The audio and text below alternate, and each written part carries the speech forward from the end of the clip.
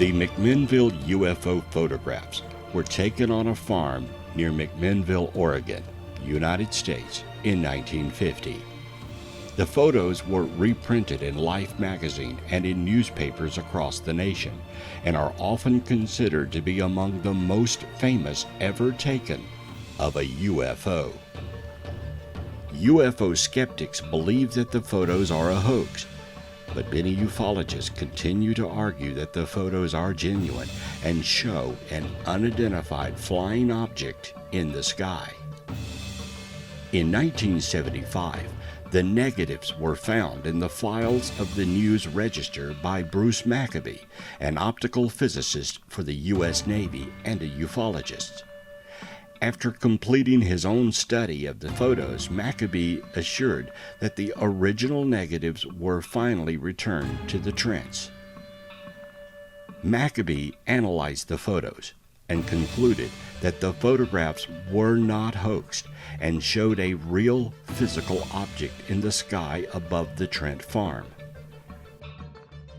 Much of his analysis is based on densiometric measurements, similar to the photometric analysis done by Hartmann.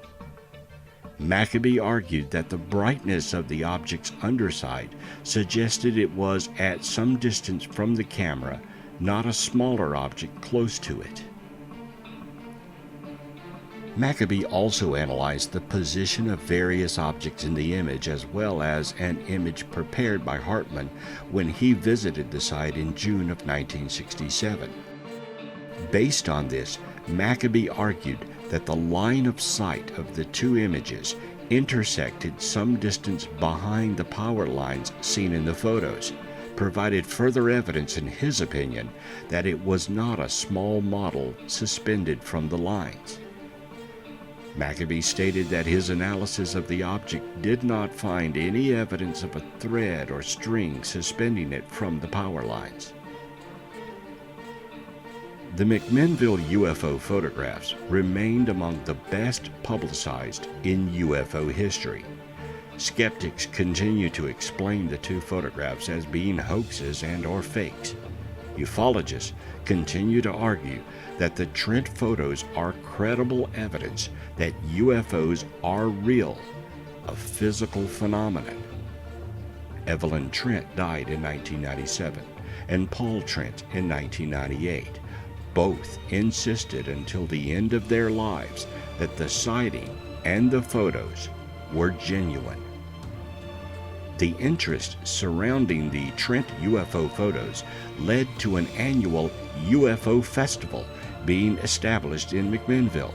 It's now the largest such gathering in the Pacific Northwest and is the second largest UFO festival in the nation after the one held in Roswell, New Mexico.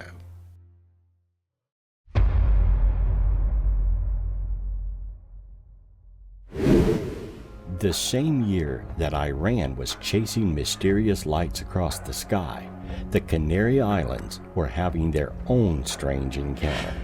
At 9:27 p.m. on June 22nd, Navy personnel reportedly noticed a strange light traveling along the horizon that later split into two distinct objects. However, even this weird little tell has nothing compared to the reports on the ground.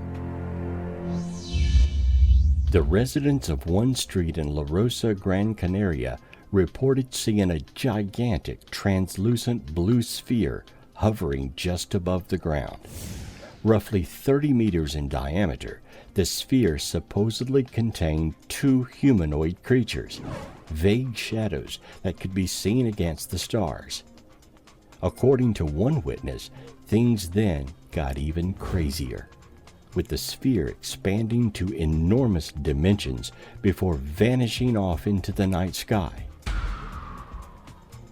In the intervening years, several explanations have been put forward, ranging from meteor effects to a missile test.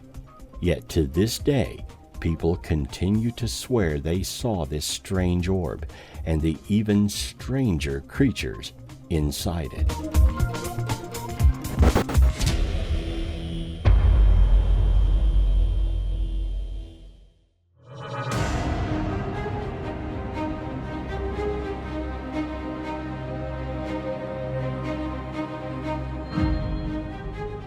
The Lubbock Lights were an unusual formation of lights seen over the city of Lubbock, Texas in August and September 1951.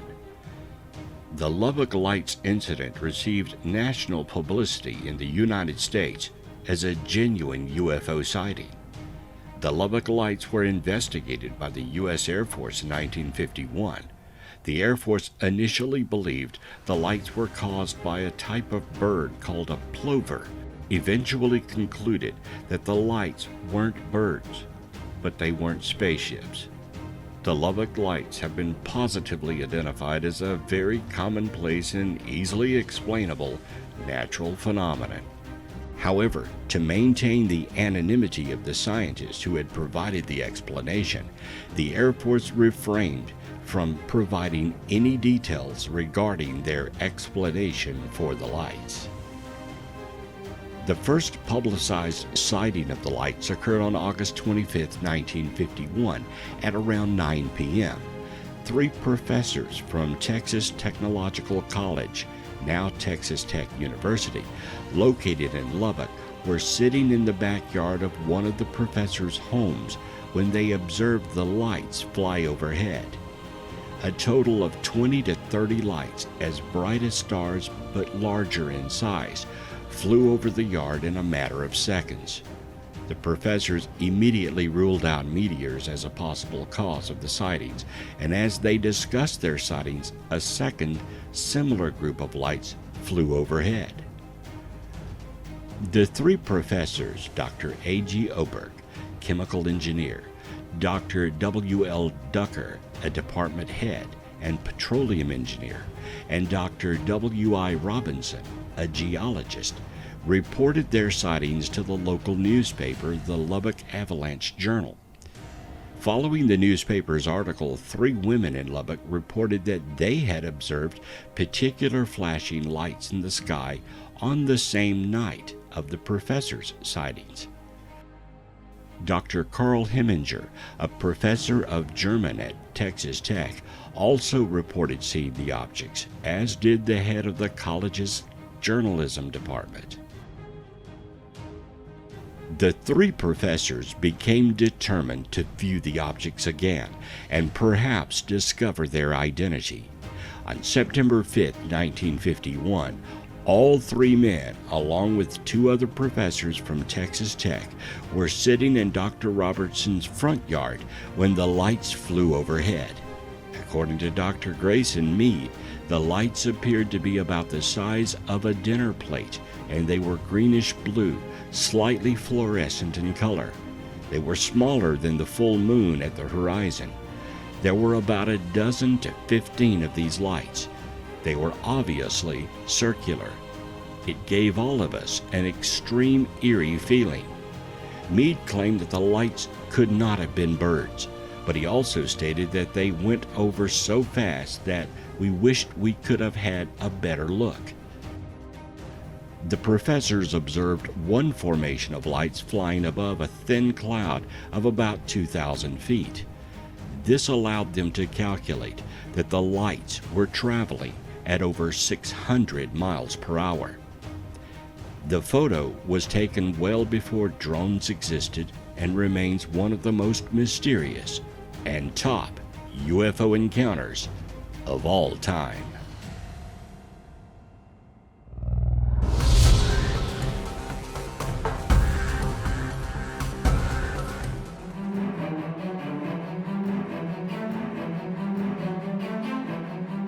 The 1952 Washington, D.C. UFO incident, also known as the Washington National Airport sightings, or the invasion of Washington, was a series of unidentified flying object reports from July 12th to July 29th in 1952 over Washington, D.C.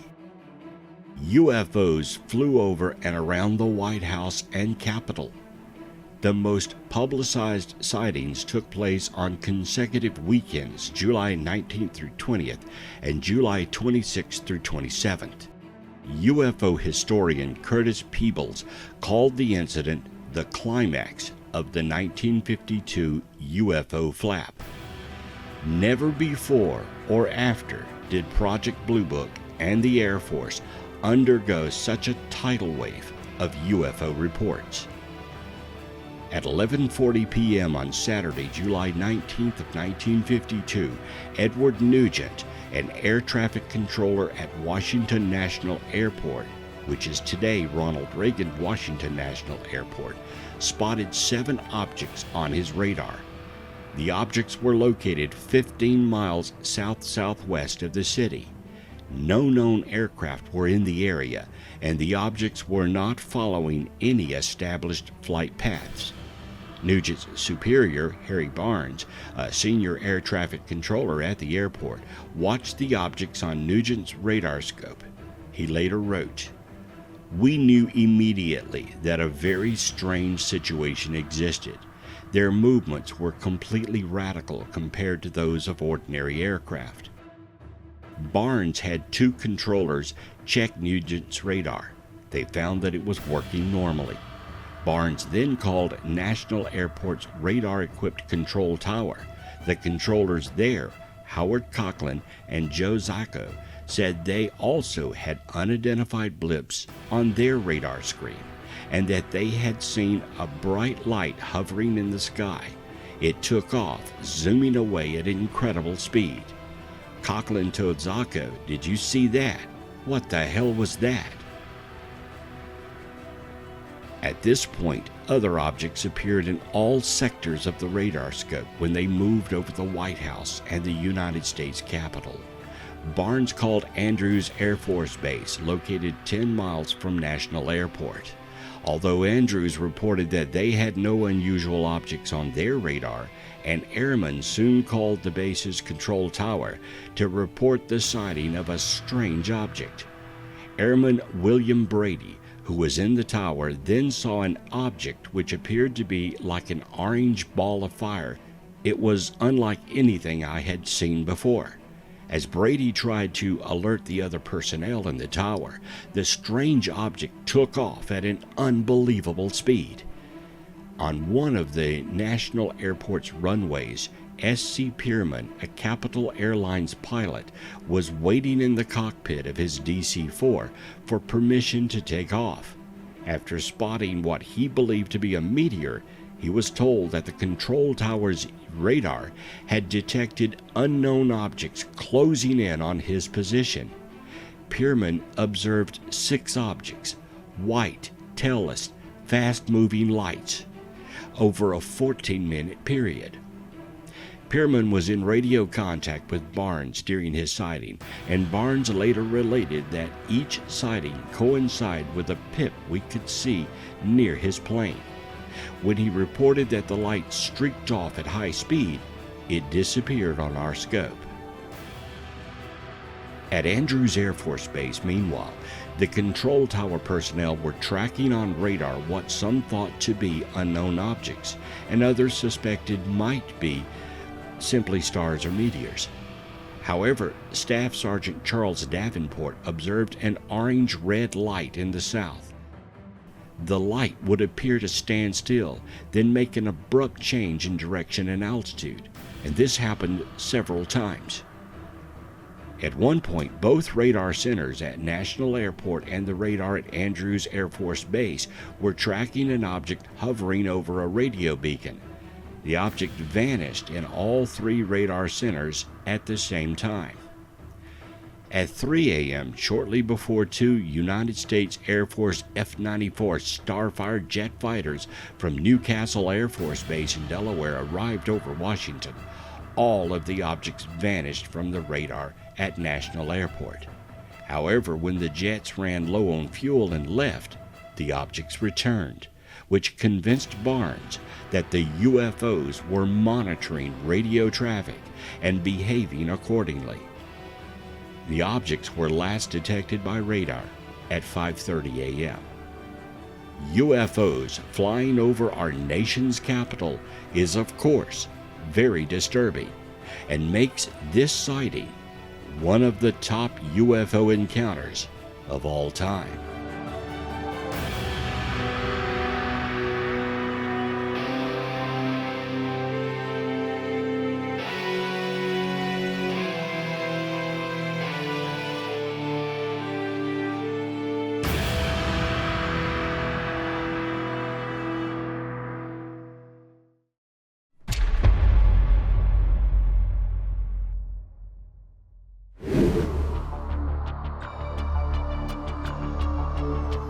The modern history of Area 51 as a place for UFOs and extraterrestrial activity began in the 1980s.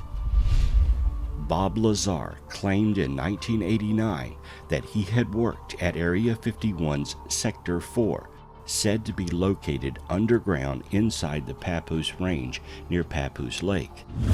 He claimed that he was contracted to work with alien spacecraft that the government had in its possession.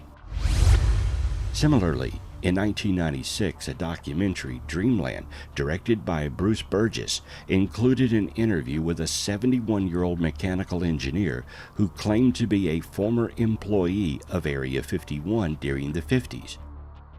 His claims include that he had worked on a flying disc simulator, which had been based on a disc originating from a crashed extraterrestrial craft and was used to train pilots.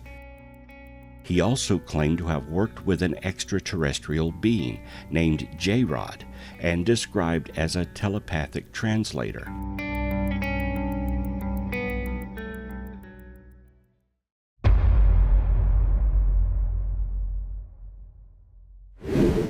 I've seen a strange object I've never seen in my life over the Pascagoula River. It was just sitting up there like it was in a still spot. It wasn't moving, but it had the weirdest lights around it. It was round, kind of egg-shaped, blue and white, silver lights around it, and it had a silver glow around it. The middle of the craft looking thing was, to me, looked like it was clear plastic. It had a piece of plastic somewhere, like clear plastic, like you could see through it, even though it was nighttime. Mm-hmm. But I seen that, and I kept saying to myself, Jesus Christ, what is that? So, I waited this probably 5 or 10 minutes while the mechanic was setting his tools up, and it had his lights and things, floodlights, because he was going to be under the crane, around the crane, and really up in the crane. I was just as stooly. You know, you just don't see something like that every day, but I said, you know, can't be a helicopter, can't be a jet or nothing. It's got to be a UFO, but I've never seen nothing like that. It was. Describe exactly what it looked like. Have you ever seen a welder at nighttime, welding art at night? They're welding steel at night from a distance. It puts out like blue, white rays, you know, silver rays. Mm-hmm. And that was a little bit like that because it had a lot of rays glowing around it. Mm-hmm. But never seen nothing like that in the sky before. And there wasn't any movement, it was just sitting up there. From your vantage point, could you see Charlie and Calvin over there, under it or around it? No. Calvin and Charlie was the other side. That would be the west bank, well, the east bank. And they would be like diagonally across. There was a bridge there, and they had to go over the bridge to get to where they were going fishing. They wasn't that far away, but they were diagonally across, like, I don't know. Well, I witnessed the UFO that picked them up, you know. But I told the crane operator what I'd seen. He just kind of laughed it off. So, no, yeah, right.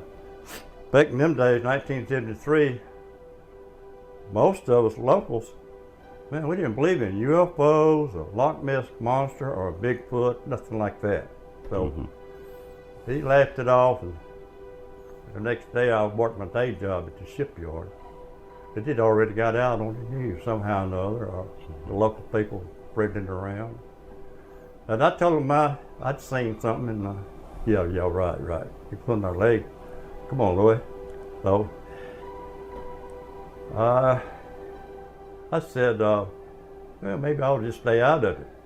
You know, a lot of people thinking he was hallucinating because maybe he'd hit the bottle a little bit too much or something. And but no, I actually thought of that, but I just kept my mouth shut, stayed out of it. And I told my family, my friends, my deer hunter buddies and all that. Yeah. So it wasn't a secret that you kept to yourself. People you knew you had seen yeah, it. my whole It just family, wasn't in friends. the newspapers. I'm But I going- know Charlie. Charlie on the job was a good hard worker. But I don't think he would tell a lie like that. I think it really happened.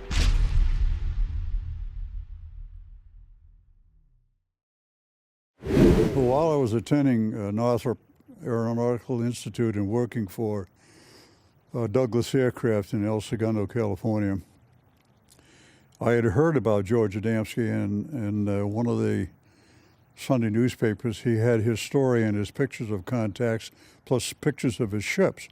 Well, I had, by that time, seen so many during the day and the night that I felt I'd like to go up and meet this gentleman. On the weekend, he would entertain people who would come to see him, military people, engineers, scientists, people from all walks of life. He had taken some beautiful pictures of the scout craft as well as the carrier ships. I went up to see him. He had a 6-inch telescope that he used to take the pictures of the flying saucers. And in using that scope, when I finished, I was just about to take my eye off the eyepiece when there was a blue-white streak that went by, and I jerked my head up to see if I could see it, and I didn't. And I looked at his 15-inch telescope dome, which was a couple of 100 yards from his house. And there was a big flare-up blue-white light, and then it kind of closed back down. No noise. First I thought it was an explosion, but it was a little slower than that. And there was an elliptical flying saucer. It looked to me like it was hovering above the ground. So I heard it increase its frequency, and it got brighter and brighter, and it was really pretty hard to look at. And it shot straight up until it looked like one of the stars. If you've ever been to Mount Palomar at night on a dark night, boy, they're big and bright. And it stopped for an instant, and then it shot over the horizon over San Diego.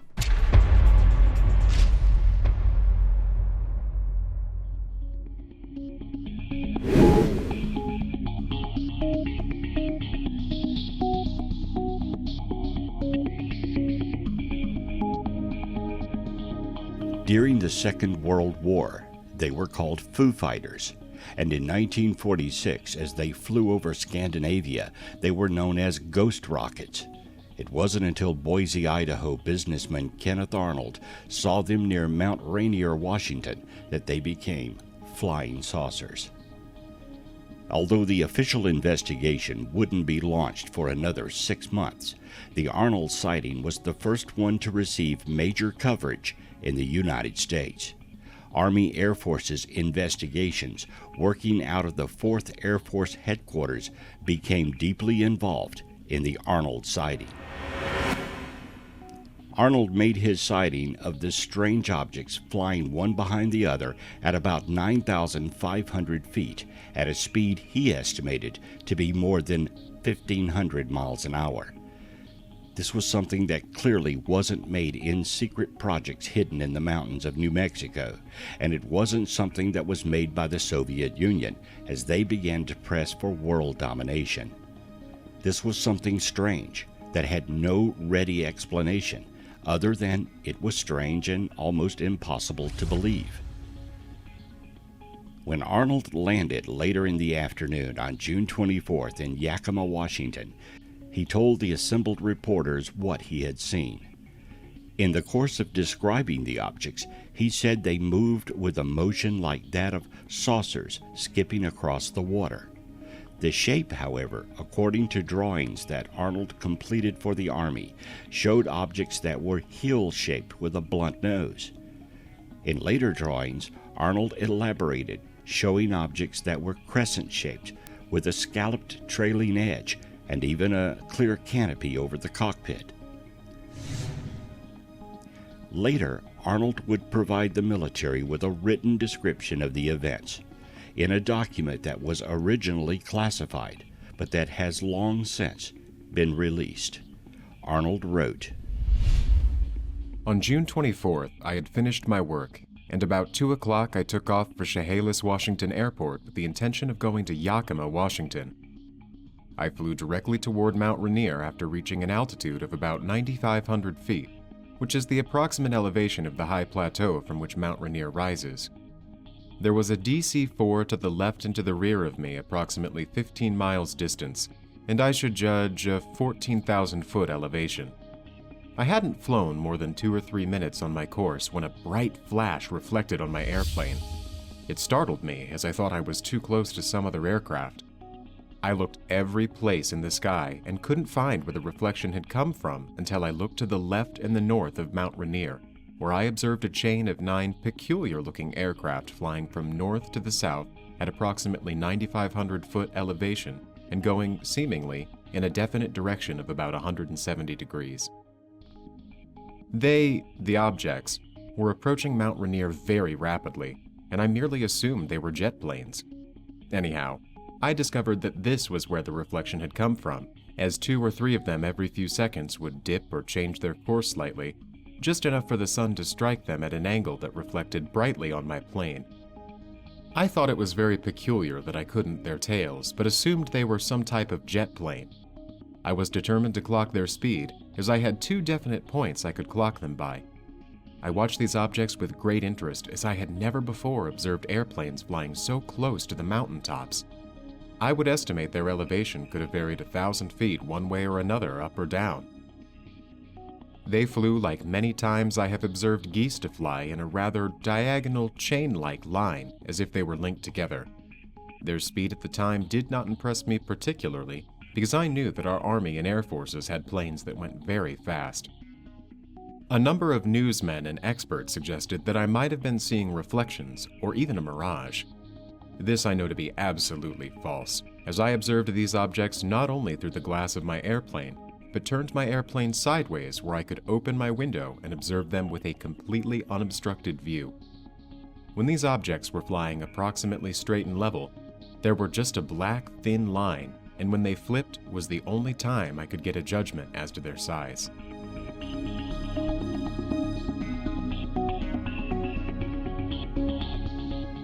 Arnold's sightings didn't gain front-page status immediately. Stories about it appeared in newspapers a day or two later, usually on page 8 or 9, and then with a comment about strange objects in fast flight. It was, at that time, the story of an oddity. Arnold claimed later that he thought he had seen some sort of new jet aircraft, and he was a little concerned about breaking the security around it.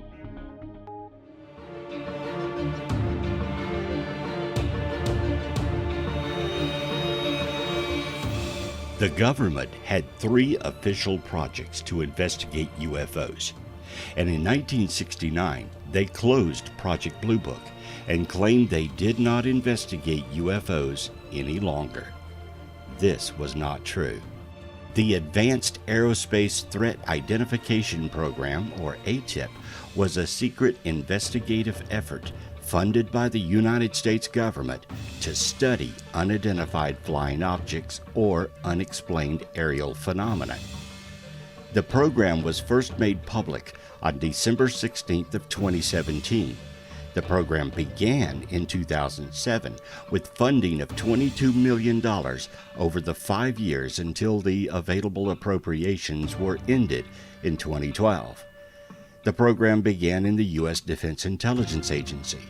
Although the official ATIP program has ended, a related group of interested professionals have extended the effort, founding a public benefit corporation and entertainment company named To the Stars Academy of Arts and Science. ATIP came to a broader public attention on the 16th of December 2017 in 3 news stories in the Washington Post, Politico, and the New York Times. Gun camera footage of a UFO known as the Tic Tac UFO came to light, and the pilot confirmed it was a UFO. At least 6 Super Hornet pilots made visual or instrument contact with the UFO on November 14, 2004. Later, under pressure, the government had to concede that it did indeed run the program, and that all the footage leaked or released was in fact genuine. Since then, a plethora of government officials, politicians, military personnel, and those who worked on the project have come forward. It's pretty clear the government takes UFOs seriously. What is not known is if the government will finally admit UFOs are alien and what measures are being taken to ensure our airspace is protected.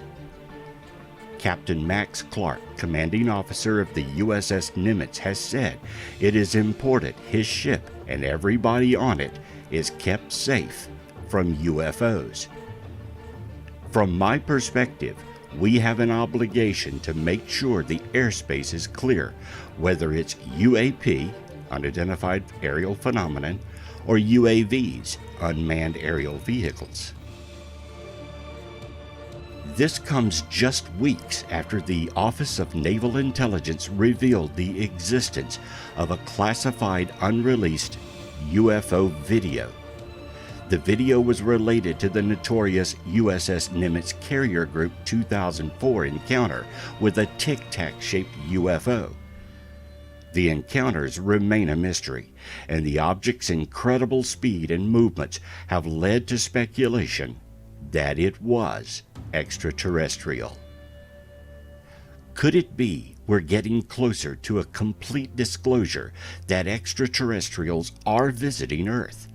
Are we on the verge of a worldwide acknowledgement of the true nature of the flying craft? As more UFO encounters occur, eventually the truth will be told. When it does, that will be the greatest UFO encounter of all time.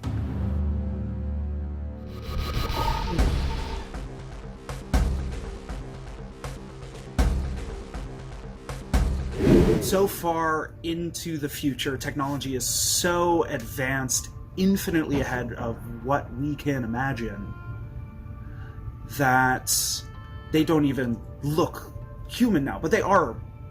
We haven't been able to fully test and see if they are, but they are what I believe people.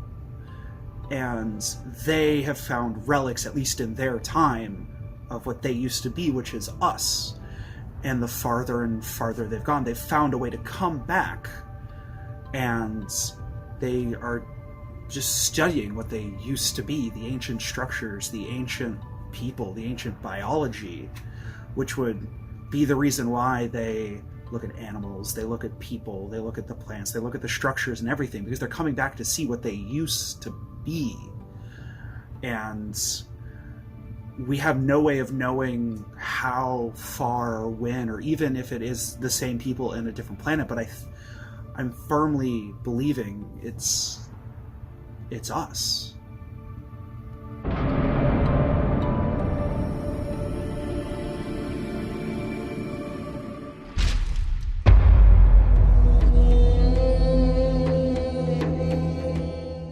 Then in 1947, the United States government would become mired in secrecy when an alien spacecraft crashed near Roswell, New Mexico. The Roswell incident seemed just to involve debris from a craft of some sort, as no main part of the craft could be found on the Brazel Ranch. This led to speculation that the main part of the craft had managed to travel on before coming to rest. Later, the second section of the saucer was found. It came down in an area west of Scirocco, New Mexico, known as the Plains of San Agustin, where witnesses discovered a strange metallic object and several dead bodies.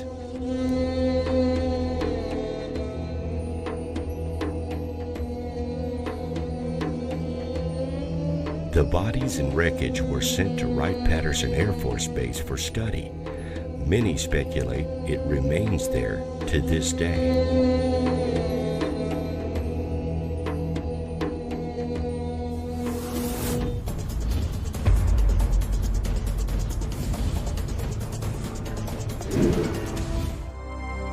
Much like Roswell, the Valle de Elqui in Chile is also a hotspot for UFO activity. In 1998, residents of a nearby village witnessed a UFO hovering over a local hill. It shocked the entire population of 2,500. They saw a shiny metal object 15 meters across. It hovered, motionless, as the whole town came out to witness it. It remained there for 3 full days.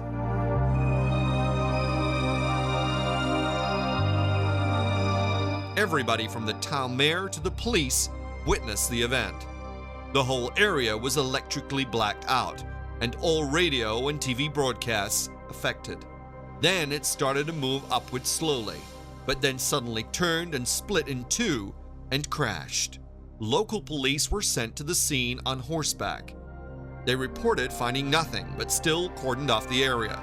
Over the next few hours and days, huge numbers of military vehicles and unmarked helicopters was seen in the area, and one man witnessed a large metallic object being lifted away by chopper.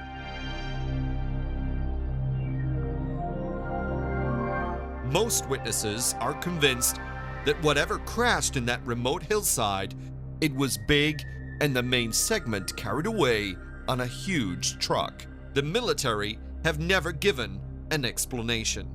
However, here's what we do know. The military did not just investigate the local village and hill. They extended their search across a wide range and forced everyone away from the crash site for miles. All the local hotels reported a sudden surge in bookings from U.S. citizens claiming to be tourists. These were most certainly CIA and other security services.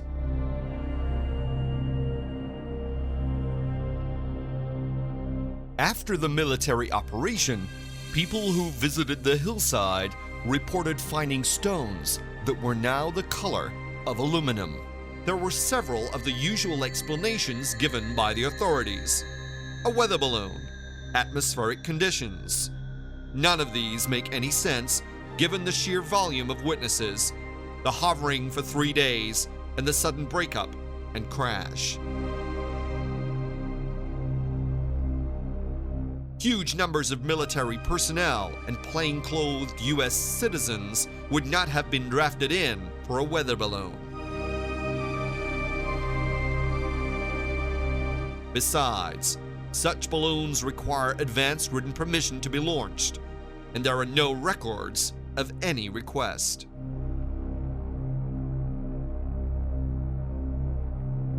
What is very interesting is the fact that 4 months prior to this event, another object had crashed just over 10 miles away at Cerro Tololo.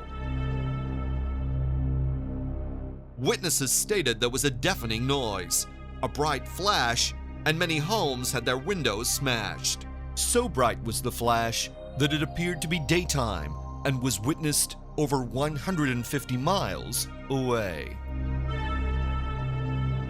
Suddenly, storms appeared, and there was general panic among the population. One local taxi driver said that he was often chased by strange flying lights, but on that particular night, both he and his passengers were scared out of their wits. The lights he often saw came out of nowhere, from behind hills and round bends. He said they seemed to be acting intelligently, not some kind of natural swamp gas.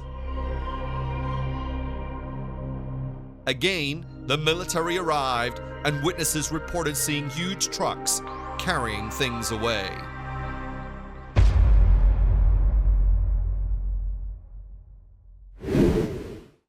In the early 1950s, astronaut Gordon Cooper was assigned to a jet fighter group in Germany.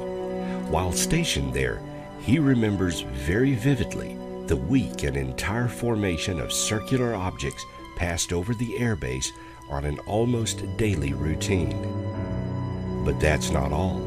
While a project manager at Edwards Air Force Base, just 3 years before entering America's space program, Cooper had assigned a team of photographers to an area of the vast dry lake beds near Edwards. The former astronaut disclosed that while the crew was deployed, they spotted a strange-looking craft above the lake bed, and they began filming it. Cooper says the object was very definitely hovering above the ground, and then it slowly came down and sat on the lake bed for a few minutes. During this time, the motion picture cameras were filming. There were varied estimates by the cameraman on what the actual size of the object was, but they all agreed that it was at least the size of a vehicle that would carry normal-sized people in it.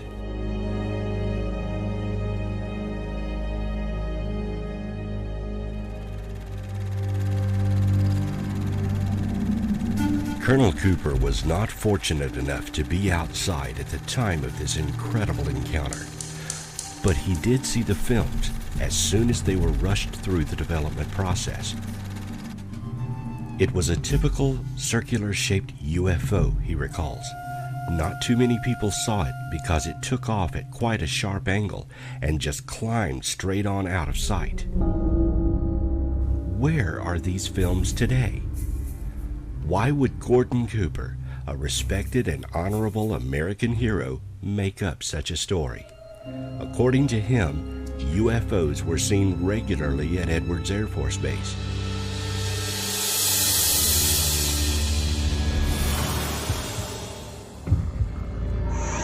Whatever happened that night, I don't know. I wasn't there. But it was something that terrified my father till the day he died. There's many times he'd be telling me the story and just get cracked up and just turn white as sheet and just quit and not say nothing else about it. He just wouldn't talk about it at all. This story happened in Christian County, Kentucky, on a little farm outside of Kelly, just 8 miles north of the city of Hopkinsville. Hopkinsville in Christian County in the mid-1950s was principally a Protestant community of blue-collar and professional workers, a community not real stoutly committed to change in those days. Keep in mind also that this event occurred in the midst of August, when it was hot as the hinges of Hades. And so people tended not to get terribly excited about things. When it was hot weather, they would get even hotter. There was a police officer at nearby Shady Oaks restaurant, maybe 3 miles from Kelly. And this police officer indicated that sometime just prior to the reported landing of the spacecraft at Kelly, that he saw a series, maybe 3 meteors streaking northeastwardly across the sky in the general directional pattern of Kelly. It was a Sunday night, August 21st, 1955. At about 7:30 p.m., Billy Taylor went out to the outdoor privy, and while out there, observed a spaceship hovering 40 or 50 feet above the ground, and observed it land in about a 40-foot ravine or gully behind the house. Of course, concerned about it, he came on back into the house and told the members of the Sutton family whom he was visiting about this event, and Billy's reputation was noted for being creative, to put it in a nice way, and so the family paid a little attention. About 20 minutes later, Lucky looked out the window, and what he saw would haunt him for the rest of his life. Coming up towards the house from the gully were several creatures unlike anything he had ever seen before. When members of the Sutton family first saw the creatures approaching the house, they described them as little human-like figures, 3 to 4 feet tall, with pointed ears. But the most prominent feature of their entire makeup was the large, round eyes that appeared not to blink. A few minutes later, one of the alien creatures came right up to the window and looked in. Lucky Sutton grabbed his shotgun and fired through the window. The face disappeared. Lucky and Billy Ray, now armed as well, decided to go outside to find out what happened to the creature they'd shot. As Taylor stepped out onto the porch, a huge hand reached down from the overhang, grabbed him by the hair, and tried to pull him up. Taylor managed to get free, and both he and Lucky retreated into the house and loaded their guns with ammunition. Now, the two men started firing at these little beings as if they were in the fight of their lives. But what happened when they fired was even more terrifying. When the firing started, these little creatures were knocked off their feet or would do a somersault and bounce right up and float off. Inside the house, there was absolute chaos. The women and children hid under the bed in terror, while Lucky and Billy Ray kept shooting at the advancing aliens through the walls and window screens of the house. Stay there! Stay there! The terrifying attack went on for hours. Each time Billy Ray or Lucky hit their mark, the creatures would react by floating away, as if they were surrounded by an invisible force field, and then they would crawl back towards the house.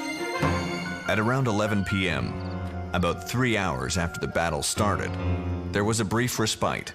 Without wasting a moment, Billy Ray and Lucky loaded everyone into cars and drove to the nearest police station in Hopkinsville to get help. When the investigating officers arrived, they made a thorough search of the house. They were joined soon thereafter by personnel from the sheriff's office and even some military personnel from nearby Fort Campbell. A thorough search was made of the house and the grounds surrounding the house, and never did they find anything in the way of evidence. Other than bullet holes and the emotional state of the terrified family members, the investigating officers found no concrete evidence. Some reports suggest that police found a strange luminous stain in the grass where one of the creatures fell after being shot, but no one took a sample, and by morning there was no trace.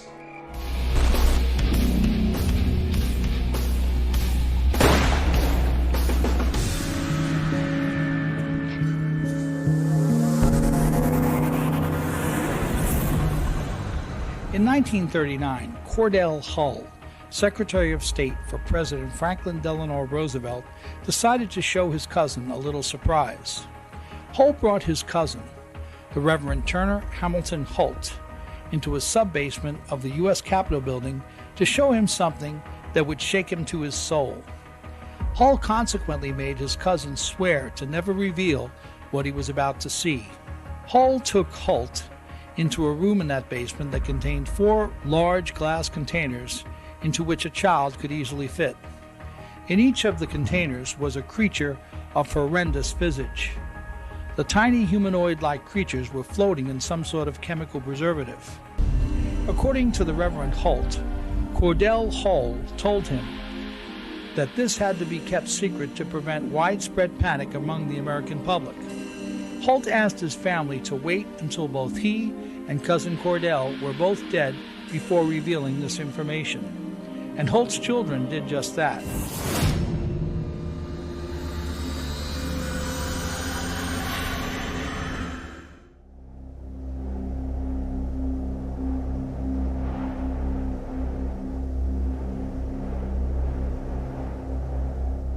Somewhere deep in the Mojave Desert, a secret hidden base exists inside a mountain where extraterrestrials have resided for several decades.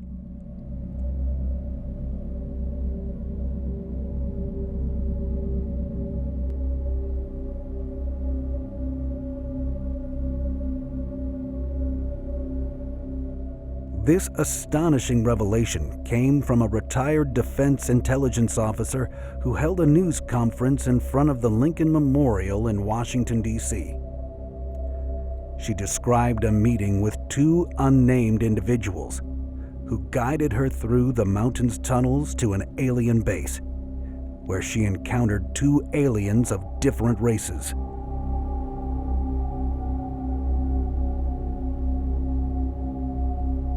The aliens began communicating with her telepathically and even consented to her revealing their existence.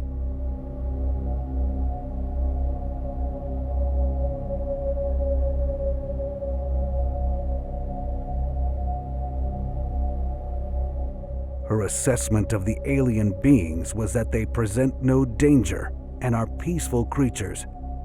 She stated, "We have an ongoing communication, and I look forward to all of you developing one." Her goal is to orchestrate a meeting between the alien higher beings and a team comprised of unbiased scientists, journalists, a noted documentarian, and even an astronaut inside the mountain base. These first-hand witnesses will then be free to provide their data to the public and media for further scrutiny.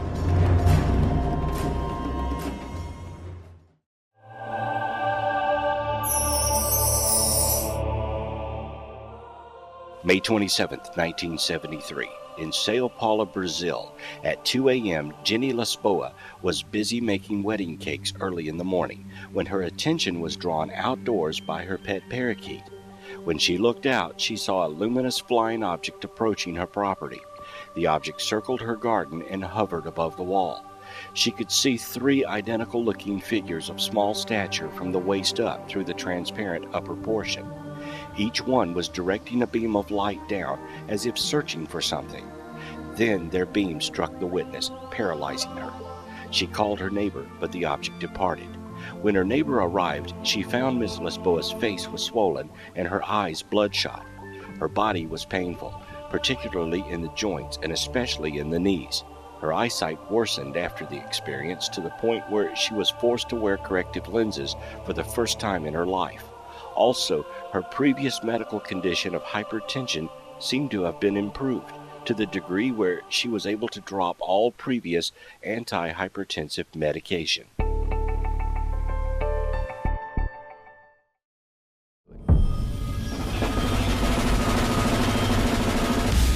In 1987, a terrifying event unfolded with 2 consecutive nights of UFO sightings. Green and white balls of light that formed into all types of shapes hovered directly above the Flushing Meadow Zoo, causing the animals to become greatly disturbed.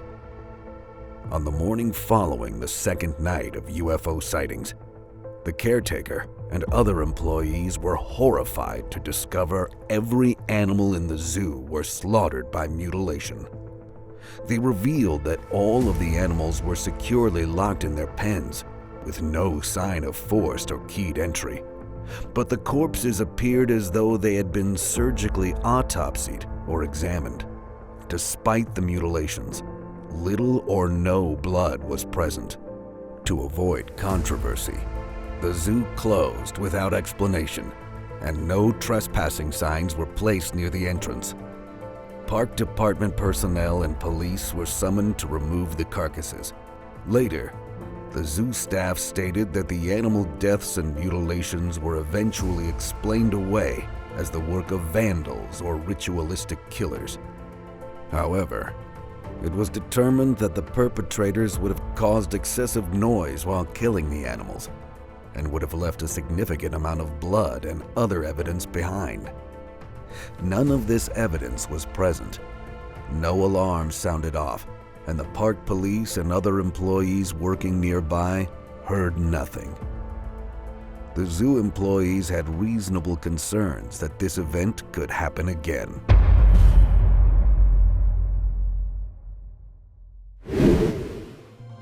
In August 1962, for example, there was an incident that made even the Boas case look tame. Unfortunately, on this occasion, the victim did not survive to tell the tale. Briefly, the facts are these. On the 19th of that month, 2 glowing red spheres the size of footballs are reported to have flown over the hut of a poor diamond prospector named Revilino Marfa de Salva. Later, 2 aliens, approximately 1.5 feet in height, entered the hut and peered at the family as they lay in bed. The next day, one of the man's sons was surprised to discover 2 strange balls outside the hut. One was entirely black, and the other black and white. When the father came out to look at them, they apparently rose up at him and enveloped him in a cloud of yellow smoke. He was never seen again.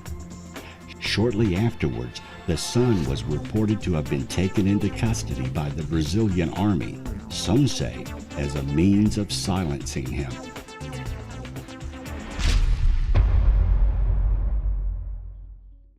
Phil Snyder, a former government geologist and engineer with over 17 years of experience in black projects, is one of the most important whistleblowers in modern history.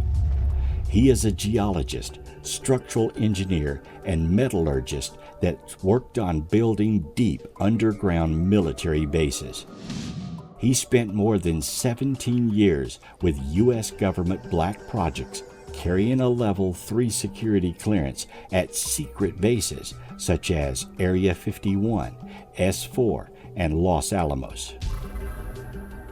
Snyder claimed there are 131 active underground bases in the United States, with approximately 1,477 worldwide.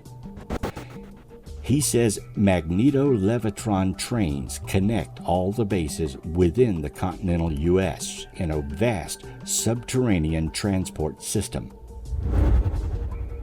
According to Snyder, the U.S. government signed an agreement in 1954 with extraterrestrials, granting them the right to experiment on humans and cattle in exchange for technology. This agreement was known as the Grenada Treaty, and it is a well-documented event. The original terms for this treaty were that only a small number of humans would be abducted. They had to be returned to their original locations, and their memories had to be wiped. The aliens were supposed to submit a list of the individuals they were taking to Majestic 12, a government-overseeing committee. However, after a few years of this, it became clear that the aliens were taking far more humans than they had originally bargained for, which spawned the origins of the alien-human conflict that persists to this day.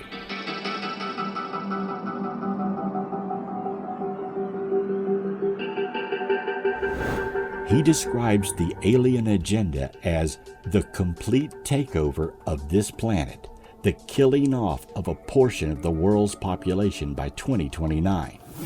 An alien takeover would mean the implementation of a one-world government, which is the direct opposite of constitutional law, and would be the end of freedom as we know it. Snyder claims some of the alien races here on Earth actually eat people and use the glandular secretions of animals and humans for mixtures of the vitamins for their food and can actually get high from our adrenaline. According to Snyder, there are more than 100,000 missing children totally unaccountable for from FBI archives in the U.S. alone. He believes that many of them are held captive underground and summarily done away with. In some cases, they are literally eaten. Snyder claims that there are 11 distinct races of aliens here on Earth, with only 2 of them being benevolent.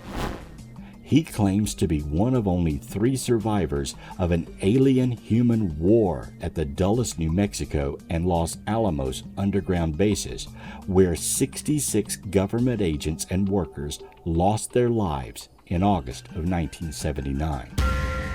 Snyder claims that all information dealing with aliens is kept well hidden from the public, and that the U.S. military has known about the alien presence for more than 85 years, going back as early as 1909. He asserts that more than $500 billion was being allocated annually to black projects dealing with these matters in 1995. According to Snyder, 28% of the U.S. gross national product was being spent exclusively on building underground bases. This black budget sidesteps Congress completely and is a treasonous violation of constitutional law and taxpayer money. Without a doubt, these budgets and projects continue today on a massive scale. Snyder gave a talk in 1995 where he made explosive claims about government cover-ups, black budget projects, UFOs, and government military collaboration with aliens in deep underground bases. Less than 6 months after giving his talk, he was found dead in his apartment with piano wire still wrapped around his neck in what appears to be a military-style execution. According to some sources, he had been brutally tortured repeatedly before being killed. The authorities dismissed the death as a suicide. If any part of Phil Snyder's story is true, then the invasion has already begun. Aliens now live among us on planet Earth, carefully sequestered away in secret bases underground, and control us with agreements from our own government. Have we been sold out by our own government? Does a treaty exist between alien greys and humans? Are we giving away our rights to an alien presence?